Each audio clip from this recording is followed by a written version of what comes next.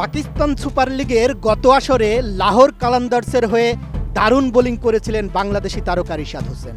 এবার নিলামের আগে ফ্রাঞ্চাইজিটি তাকে ছেড়ে দেয়। এমনকি আসন্ন পিএসএল এর নিলামে তার জন্য বিডও করেনি লাহোর।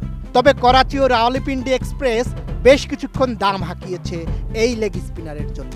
পরবর্তীতে ৩ কোটি রুপিতে রিশাদকে কিনে নেয় রাওয়ালপিন্ডি।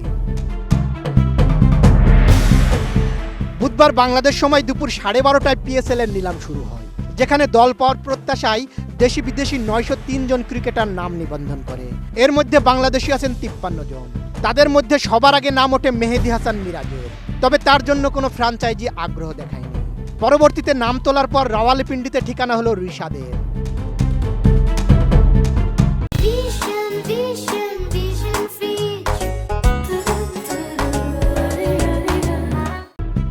এই নিলামে বাংলাদেশ থেকে সর্বোচ্চ 2 কোটি 20 লাখ পাকিস্তানি রুপি ভিত্তিমূল্য 3 জনের, সাকিব আল হাসান, মুশফিকুর রহিম ও জাকির হাসান।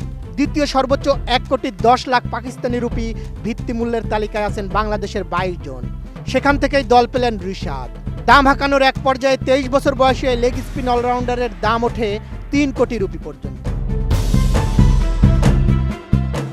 সব মিলিয়ে পিএসএল এর এবারের নিলামে রিশাদ হোসেনকে নিয়ে ফ্রাঞ্চাইজিদের এই লড়াই প্রমাণ করে বিশ্ব ক্রিকেটে বাংলাদেশি লেগ স্পিনারদের চাহিদা কতটা বেড়েছে। লাহোর তাকে ছেড়ে দিলেও 3 কোটি রুপির বড় অঙ্কে রাওয়ালপিন্ডিতে যোগ দেওয়া রিশাদের জন্য এক বিশাল প্রাপ্তি।